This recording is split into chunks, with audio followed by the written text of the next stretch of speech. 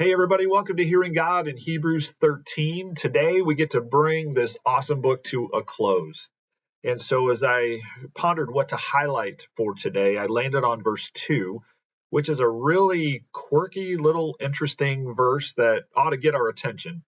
It says, "Do not neglect to show hospitality to strangers, for thereby some have entertained angels unawares."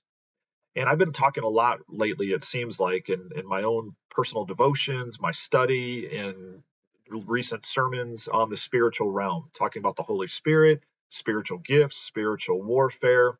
And this verse certainly falls into that category of waking us up and reminding us of the reality of the spiritual realm. I think it's true that for many of us in our Western worldview mindset, we function in a kind of a functional naturalism. What I mean by that is, as believers, we certainly profess to believe in a spiritual realm and have a supernatural view of reality, just as it is revealed in the scriptures, but we so often live our lives and function as if reality is all that we can simply experience with our senses, as if that's all there is. We live rather oblivious to the reality of the spiritual realm, the fact that there really are angels and demons operating and warring all around us all the time. Here, the author says that you never know when you might actually encounter an angel in the form of a stranger. And I believe the purpose that the author has in this verse is twofold. I think number one, he really does want to wake us up from our functional naturalism to remind us of the reality of the spiritual realm. That's an important word, I believe, for us in our culture today. But also number two, to inspire us to be people who excel at hospitality, especially as it relates to strangers. And by way of application, my A, I really do struggle in both of these areas.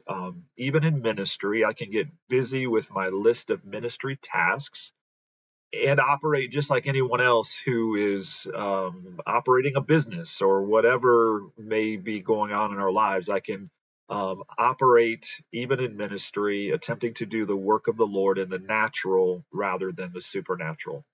And the second convicting point of application in this is I am horrible at exercising hospitality to strangers. I'm always convicted by that parable of the Good Samaritan. I could easily be, the character who passes right by the person in need because he's busy doing the work of the Lord.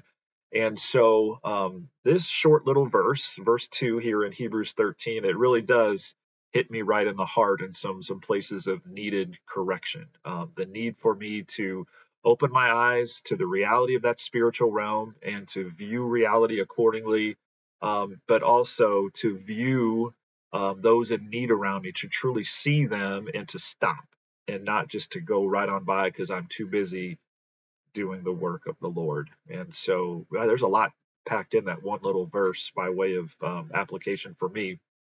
For my response, short little prayer, simply said, Father, I thank you for these teachable moments. And I pray that you would do the deep work in my heart to correct both of these errors in me. Give me spiritual eyes to see spiritual reality, helping me to operate in the supernatural. And give me eyes to see those in my path who are in need every day. May I excel at showing hospitality. And so I'd be very interested to know what in Hebrews 13 stood out to you the most. There's kind of a long list of closing thoughts that the author has to challenge the readers with, and something may have hit you differently than verse 2. So please feel free to share that. Otherwise, look forward to meeting you again very soon in the Hearing God in the New Testament series.